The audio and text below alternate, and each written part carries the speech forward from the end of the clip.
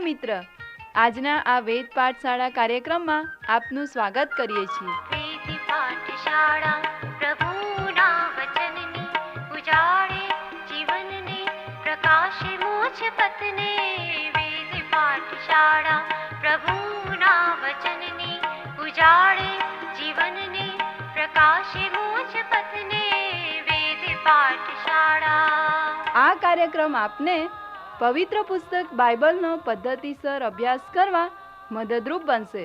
તો ચાલો આ અભ્યાસની શરૂઆત કરતા ઈશ્વરના સેવક પાસેથી પ્રભુનો સંદેશ સાંભળીએ.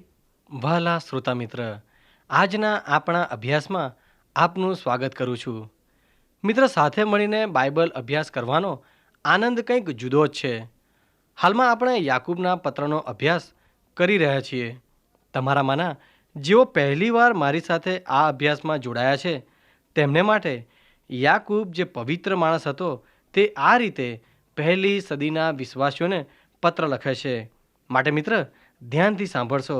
સંત યાકૂબ આ પ્રમાણે લખે છે: ઓ વ્યભિચારીઓ, તમને ખબર નથી કે દુનિયાના મિત્ર થવું એ ઈશ્વરના દુશ્મન થવા બરાબર છે. તમારે જેની જરૂર છે તે મેળવી શકતા નથી, કારણ તમે તે ઈશ્વર પાસે માગ્યું નથી. તમારા ઈરાદાઓ ખરાબ હોવાથી માગ્યા છતાં તમને મળ્યું નથી. તમે તમારા પોતાના મોજશોખ માટે વાપરવાની વસ્તુઓની માંગણી કરો છો. આપણામાંના પોતાનો આત્મા મૂકનાર ઈશ્વરને માટે જ આપણે જીવીએ એવું શાસ્ત્ર વાચન ખોટું છે એમ તમે માનો છો. ઈશ્વર વધુ કૃપા આપે છે. તેથી શાસ્ત્રમાં લખેલું છે, ઈશ્વર ગર્વિષ્ઠોને ધિક્કારે છે પણ નમ્રને કૃપા આપે છે. હવે મિત્ર, યાકૂબ પોતાના પત્રમાં 4થા અધ્યાયમાં આ પ્રમાણે લખે છે. આપણે જોઈ ગયા કે પ્રભુ ઈસુનો આ ભાઈ યાકૂબ એ તો ઘણો જ ધાર્મિક માણસ હતો. એ તો ખૂબ વ્યવહારુ માણસ હતો. તે આપણા ધર્મને આપણા દરરોજના જીવનમાં લાગુ પાડવા માગતો હતો. તે વસ્તુઓ બહારથી કેવી દેખાય છે તેના પર નહીં, પરંતુ તે ખરેખર કેવી છે તેના પર ભાર મૂકે છે. તે આપણને બચાવનાર કે આપણો નાશ કરનાર પરિબળોના સ્ત્રોત વિશે જણાવે છે. હવે મિત્ર, આપણે જોઈ ગયા કે તે પાપ તથા તારણના સ્ત્રોત તેમજ તેના ક્રમ વિશે જણાવે છે. ત્યારબાદ તે આપણા પવિત્રીકરણના સ્ત્રોત તેમજ તેના ક્રમ વિશે જણાવે છે. યાકૂબ આપણા શુદ્ધિકરણ તેમજ કાર્યો પર ખૂબ ભાર મૂકે છે. દરેક અધ્યાયની દરેક કલમમાં તે આપણને પવિત્ર જીવન જીવવા માટે ઉત્તેજન આપે છે. કોઈએ કહ્યું છે કે તમે ખરેખર જે માનો છો તે જ કરો છો. બાકીની બધી માત્ર ધાર્મિક વાતો છે અને એની કોઈને જરૂર નથી. હવે બીજા અધ્યાયના અંતમાં યાકૂબ કહે છે, માત્ર વિશ્વાસ એકલો જ પૂરતો નથી, કાર્યો પણ હોવા ખૂબ જ જરૂરી છે. જો તમારા કાર્યો ન હોય તો તમારો વિશ્વાસ મરી ગયેલો છે. જો કે આત્મા વગરનું શરીર, મેં અગાઉ પણ જોયું હતું અથવા તો કહ્યું હતું તેમ, ટૂંકમાં આ પ્રમાણે કહી શકાય કે વિશ્વાસથી આપણો ઉદ્ધાર થઈ શકે છે, પણ આપણને બચાવનો વિશ્વાસ કદી એકલો હોઈ શકે નહીં. યાકૂબ અહીં નવા કરારના બાકીના શિક્ષણથી કે સંત પાઉલ રોમીયોના પત્રમાં કે ગલાતીયોના પત્રમાં લખે છે કે તારણ માત્ર વિશ્વાસથી જ છે, તેનું વિરુદ્ધ લખતો નથી. આપણો ઉદ્ધાર તો માત્ર વિશ્વાસથી જ છે, પણ આપણા કાર્યો આપણા વિશ્વાસની સાબિતી આપે છે. યાકૂબે તો સંત પાઉલના ઘણા વર્ષો પહેલાં પોતાનો પત્ર લખ્યો. આથી આપણે કહી શકીએ કે તે સંત પાઉલની વિરુદ્ધ લખતો નથી. પ્રિય મિત્ર, લૂકની લખેલી સુવાર્તાના 7મા અધ્યાયમાં એક વાર્તા છે કે જેમાં પ્રભુ ઈસુ ખ્રિસ્ત એક ફરોશીના ઘરે જમવા બેઠા છે. શું તમને એ વાર્તા યાદ છે? યહૂદી સમાજમાં મહેમાનોના પગ ધોઈને આવકાર કરવાનો રિવાજ હતો, પણ એ ફરોશીએ પ્રભુ ઈસુના પગ પણ ધોયા નહોતા. તેણે કોઈ પરોણાગત દેખાડી નહીં, પણ એક સ્ત્રી જે પ્રભુ ઈસુના શિક્ષણથી ઉદ્ધાર પામી હતી તે તેના પગમાં પડી ગઈ અને પોતાના આંસુઓથી તેણે પ્રભુ ઈસુના પગ ધોયા અને તેના ચોટલાથી તેમના પગ લૂછ્યા. આ સ્ત્રી તો કદાચ એક વેશ્યા હતી. અને ફરોશીઓએ જ્યારે આ જોયું ત્યારે તેણે પોતાના મનમાં વિચાર્યું કે પ્રભુ ઈસુને જો ખબર હોત કે આ સ્ત્રી કોણ છે તો તેઓ કદીએ પોતાના પગને ના અડવા દેત. પણ પ્રભુ ઈસુએ તો આ સ્ત્રીના કાર્યને વિશ્વાસનું ઉદાહરણ દર્શાવ્યું. અને તેમણે પેલા ફરોશીને કહ્યું, એક નાણાં ધીરનારને 2 દેવાદાર હતા. એકને 500 દિનારનું દેવું હતું અને બીજાને 50 દિનારનું દેવું હતું. બેમાંથી કોઈ પૈસા ભરપાઈ કરી શકે તેમ નહોતા. તેથી તેણે બંનેનું દેવું માફ કર્યું. તો એ બેમાંથી કોણ તેના પર વધુ પ્રેમ રાખશે? ફરોશીએ જવાબ આપ્યો, હું ધારું છું કે જેનું વધારે દેવું માફ થયું છે તે વધારે પ્રેમ રાખશે. ઈસુએ કહ્યું, તારો જવાબ સાચો છે. અહીં પણ કંઈક આવું જ થઈ રહ્યું છે. તને તારા પાપ વધારે લાગતા નથી, આથી તને તેનો આનંદ પણ નથી. તું તારા પાપ માફ થવાને લીધે મને પ્રેમ કરતો નથી. પણ આ સ્ત્રી પોતાના પાપને બહુ મોટું દેવું ગણે છે અને તેથી તેને આનંદ છે કે તેનું બહુ મોટું દેવું માફ થયું છે અને તેથી તે ઘણો પ્રેમ રાખે છે. જે મહાન પ્રેમ તેણે દર્શાવ્યો તે તો તેના ઘણા પાપ માફ થયા છે તેની સાબિતી છે. પ્રિય મિત્ર, પ્રભુ ઈસુ ખ્રિસ્ત અહીં ફરોશીને એમ કહેવા માગે છે કે ખરેખર તો પાપી તું જ છે. આ સ્ત્રી પાપી હતી, પણ તેના વિશ્વાસથી અને ઈશ્વરની કૃપાથી તેનો ઉદ્ધાર થયો છે. અને પછી તે સ્ત્રી તરફ ફરીને તેઓ કહે છે કે તારા વિશ્વાસે તને બચાવી છે. પ્રિય મિત્ર, એટલા માટે નહીં કે તેણે પ્રભુ ઈસુના પગ આંસુથી ધોયા અને તેના ચોટલાથી તેઓના પગ લૂછ્યા. એટલા માટે નહીં કે તેણે પ્રભુ ઈસુના પર મહાન પ્રેમ દર્શાવ્યો, પણ માત્ર તેના વિશ્વાસને લીધે તેનો બચાવ થયો. પ્રિય મિત્ર, જોયું, માત્ર વિશ્વાસ જ આપણો બચાવ કરી શકે છે. પણ વિશ્વાસ જે આપણો બચાવ કરે છે તે એકલો નથી હોતો. આપણા કાર્યો એ આપણા વિશ્વાસની સાબિતી છે. જો કે યાકૂબ કહે છે કે આવો પ્રસંગ તમારા જીવનમાં એક જ વાર આવતો નથી, પણ એ તો રોજે રોજ આવે છે. અને જો તમારા વિશ્વાસની સાબિતી રૂપ કાર્યો ન હોય તો તમારો વિશ્વાસ મૃતક છે. બીજો અધ્યાય પૂરો કરતા યાકૂબ લખે છે કે જેમ આત્મા વિના શરીર મૃતક છે તેમ કાર્યો વિના વિશ્વાસ મરેલો છે. તે આ બાબત બહુ ભારપૂર્વક જણાવે છે. જેમ શ્વાસ વગર શરીર મરેલું છે તેમ કાર્યો વગર વિશ્વાસ મરેલો છે. અને મરેલો વિશ્વાસ હોઈ શકે નહીં, એ તો જીવિત જ હોવો જોઈએ. યાકૂબ પાપ અને તારણના સ્ત્રોત તેમજ તેના ક્રમ વિશે જણાવ્યા પછી હવે આપણા શુદ્ધિકરણ વિશે જણાવે છે, કારણ કે એ જ તો આપણા પાપનો ઉકેલ છે. 3 અને 4 અધ્યાયમાં તે આ બાબત જણાવે છે.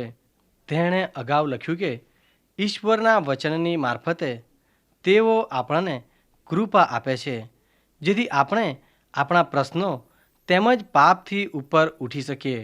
અને હવે તે લખે છે, ઈશ્વર ગર્વિષ્ઠોને ધિક્કારે છે પણ નમ્રને કૃપા આપે છે. તેથી તમે ઈશ્વરને આધીન થાવ, શૈતાનની સામા થાવ, એટલે તે તમારાથી દૂર ભાગશે. ઈશ્વરની પાસે આવો એટલે તે તમારી પાસે આવશે. ઓ પાપીઓ, તમારા હાથ શુદ્ધ કરો. ઓ દંભીઓ, તમારા હૃદય શુદ્ધ કરો. દુઃખી થાવ, વિલાપ કરો અને રુદન કરો. તમારા હાસ્યને રુદનમાં અને આનંદને શોકમાં ફેરવી નાખો. પ્રભુની આગળ પોતાને નમ્ર કરો અને તે તમને ઉચ્ચ સ્થાને મૂકશે. મારા ભાઈઓ, એકબીજાની નિંદા ન કરો.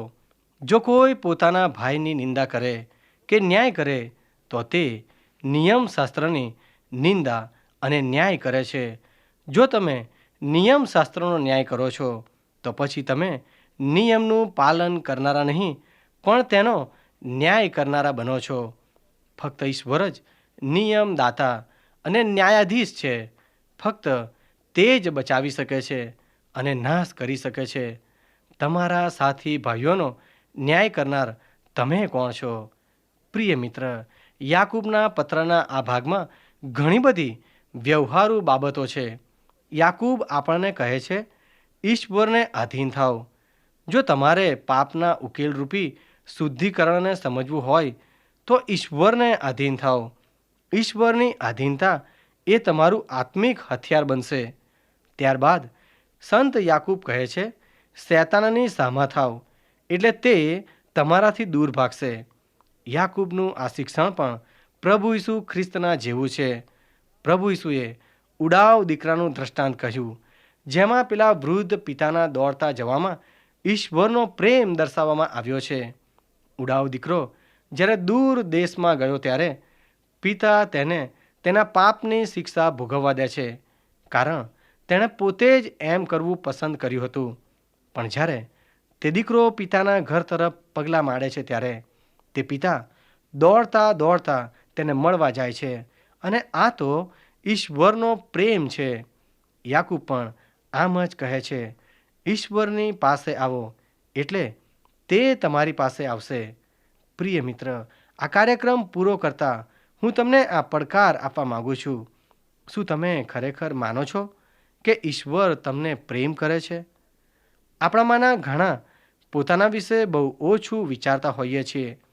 આપણે માનીએ છીએ કે કોઈ મને પ્રેમ કરી શકે જ નહીં, અને એમાંય ખાસ કરીને ઈશ્વર જે આપણા વિશે બધું જ જાણે છે તે તો મને પ્રેમ કરી શકે જ નહીં. અને એમાં જો મારા પાપ ઉમેરાતા જાય તો ઈશ્વર મારા જેવા માણસને પ્રેમ કરી શકે એ માનવું અશક્ય જ છે. પ્રિય મિત્ર, હું ઈશ્વરના વચનને આધારે તમને કહું છું કે ઈશ્વર તમને પ્રેમ કરે છે. તમે તમારા વિશે ભલે ગમે તે વિચારતા હોય, પણ ઈશ્વર તમને પ્રેમ કરે છે. શું તમે એ પ્રેમને ઓળખો છો? તમે એ પ્રેમનો તમારા જીવનમાં અનુભવ કર્યો છે? તમારા જીવનમાં તમે ક્યારેય ઈશ્વરની નજીક જવાનો પ્રયત્ન કર્યો છે? જો મિત્ર નથી કર્યો તો આજે જ હું તમને આવકાર આપું છું. પ્રિય મિત્ર, ઈશ્વર તરફ આજે જ વિશ્વાસથી એક ડગલું માંડો. ઈશ્વરને જણાવો કે પ્રભુ, મને વિશ્વાસ છે કે તમે મને પ્રેમ કરો છો. હું માનું છું કે પ્રભુ ઈસુએ મારે બદલે વધસ્તંભ પર પોતાનો જીવ આપીને તમારી સાથે મેળાપ શક્ય બનાવ્યો છે. તમારા માર્ગમાં ચાલવાને માટે મને મદદ કરો. તમારો પ્રેમ બીજાઓ પર દર્શાવવા માટે મને મદદ કરો. પ્રિય મિત્ર, યાકૂબ લખે છે તે ધ્યાનથી સાંભળશો. ઓ પાપીઓ, તમારા હાથ શુદ્ધ કરો. ઓ દંભીઓ, તમારા હૃદય શુદ્ધ કરો. આ પણ પ્રભુ ઈસુનું શિક્ષણ છે. પ્રભુ ઈસુએ કહ્યું, મનમાં જેઓ શુદ્ધ છે તેઓને ધન્ય છે. જો કે પ્રભુ ઈસુએ આ કહ્યું ત્યારે તેનો અર્થ શુદ્ધતાથી વધારે હૃદયના ઐક્યનો હોવો જોઈએ. યાકૂબ પણ એ જ કહે છે કે એક જ મન રાખો. પ્રભુ ઈસુ તેમજ યાકૂબ અહીં શુદ્ધતા માટે જે શબ્દ વાપરે છે તેનો ગ્રીક ભાષામાં અર્થ છે કાપી નાખવું. અને શબ્દશઃ તેનો અર્થ તો એ થાય કે આપણે આપણા હૃદયોને કાપી નાખવા, જેથી તેમાં બીજું કંઈ જ ન રહે. ગીતશાસ્ત્રના ગીતકર્તાએ લખ્યું છે, હે યહોવા, મને તારો માર્ગ શીખવ, હું તારા સત્ય માર્ગે ચાલીશ. તારા નામનું ભય રાખવાને મારા હૃદયને એકાગ્ર કર. પ્રિય મિત્ર, યાકૂબ પણ હૃદયમાં શુદ્ધ થવાનું કહે છે ત્યારે આમ જ કહે છે, તમે બે મનવાળા માણસો તમારા હૃદયોને શુદ્ધ કરો અને એક મનવાળા થાવ. બે મનવાળો માણસ તેના દરેક પગલામાં અસ્થિર હોય છે. પ્રભુની આગળ પોતાને નમ્ર કરો અને તે તમને ઉચ્ચ સ્થાને મૂકશે. એકબીજાનો ન્યાય ન કરો. 4થા અધ્યાયના અંતમાં આપણે વાંચીએ છીએ, તમે જેઓ એમ કહો છો કે આજે કે આવતીકાલે અમે અમુક શહેરમાં જઈશું, ત્યાં 1 વર્ષ સુધી વેપાર કરીને કમાઈશું, એવું કહેનારા તમે મારું સાંભળો. આવતીકાલે તમારા જીવનનું શું થશે તે શું તમે જાણો છો? તમે તો ધુમ્મસ જેવા છો, જે થોડી વાર સુધી દેખાય છે અને પછી અદૃશ્ય થઈ જાય છે. તમારે આમ કહેવું જોઈએ, જો પ્રભુની ઈચ્છા હશે તો અમે જીવતા રહીશું અથવા પેલું કાર્ય કરીશું. પણ હાલમાં તમે ગર્વિષ્ઠ છો અને બડાઈ મારો છો. આ પ્રકારનો તમામ ગર્વ નકામો છે. સારું કાર્ય કયું છે તે જાણ્યા છતાં તે ન કરનારને પાપ લાગે છે. હવે યાકૂબ, પિત્તર અને યોહાન ત્રણે બહુ જ વ્યવહારુ વ્યક્તિઓ છે.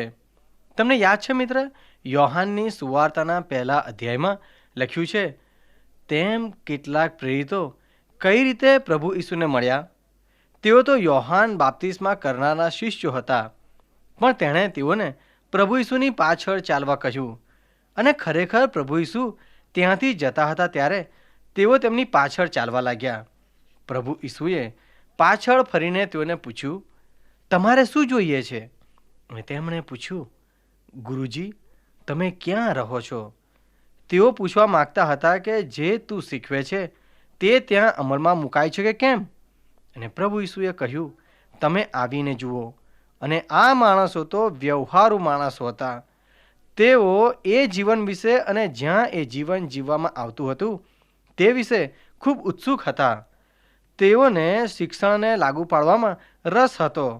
યાકૂબના આ ચોથા અધ્યાયના છેલ્લા ફકરામાં એવું લાગે છે કે તે આપણી 5 વર્ષની અને 10 વર્ષની અને લાંબા સમયની યોજનાઓને નકારે છે.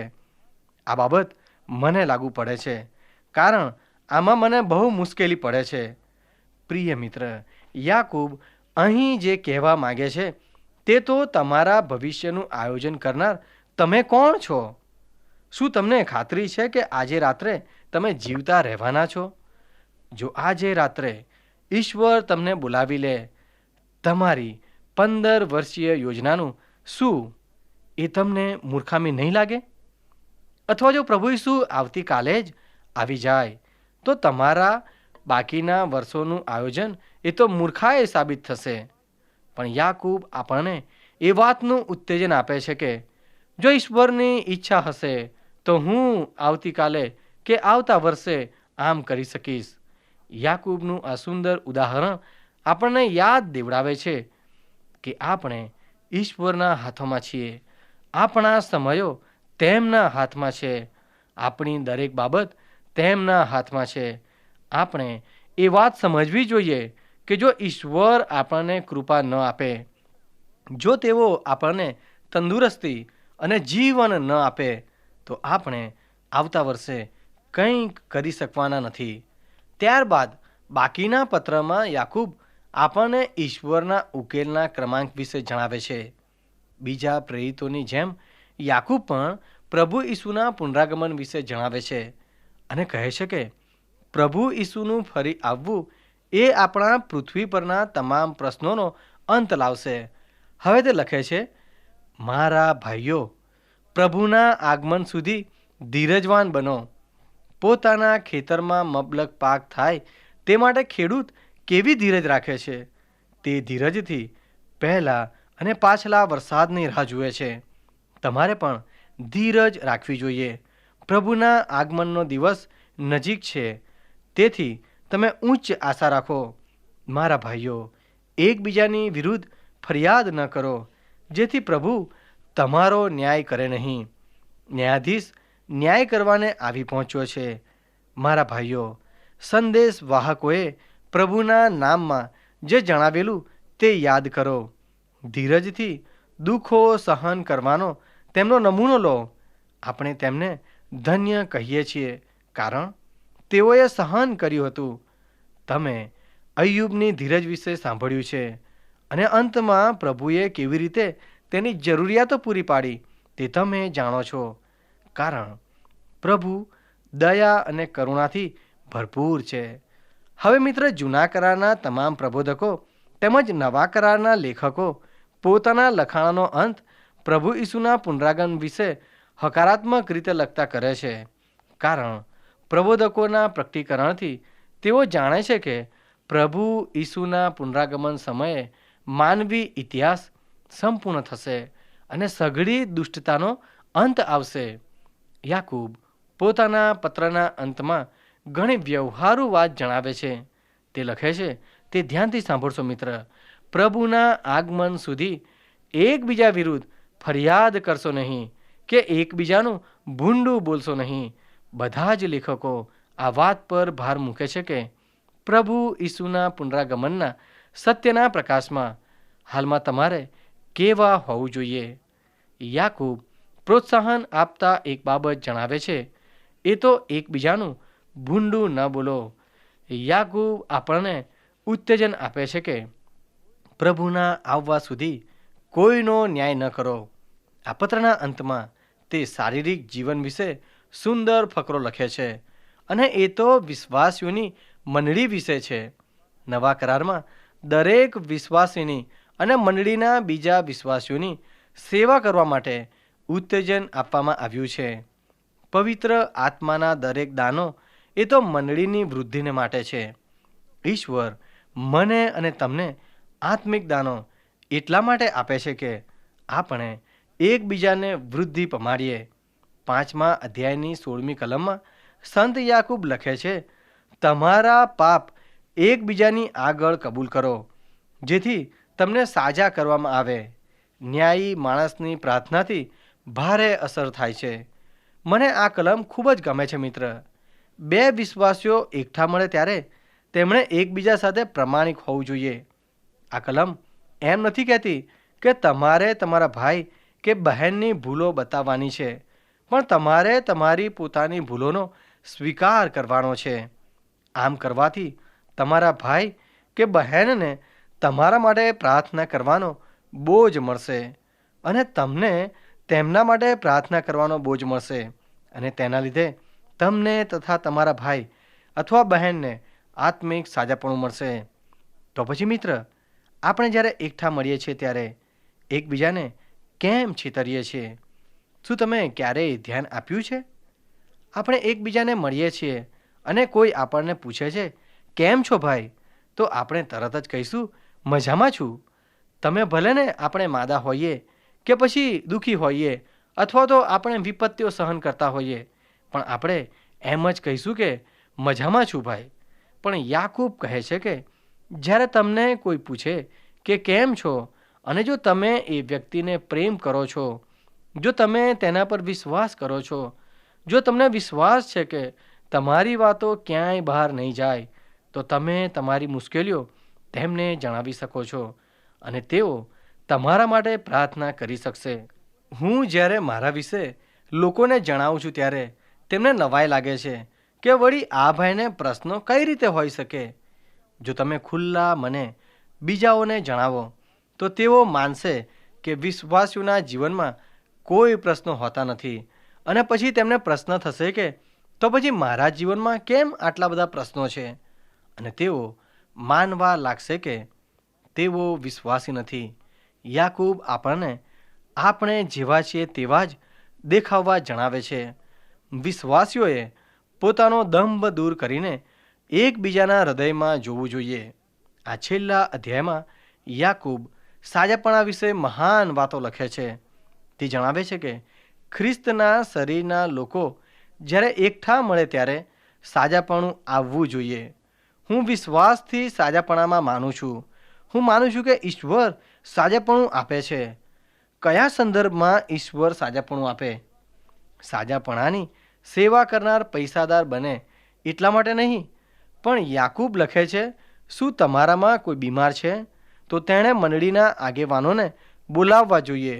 જે માદો છે તેનામાં પૂરો વિશ્વાસ હોવો જોઈએ કે તે આગેવાનોને બોલાવે, અને આગેવાનોમાં વિશ્વાસ હોવો જોઈએ કે તેઓ ત્યાં જાય.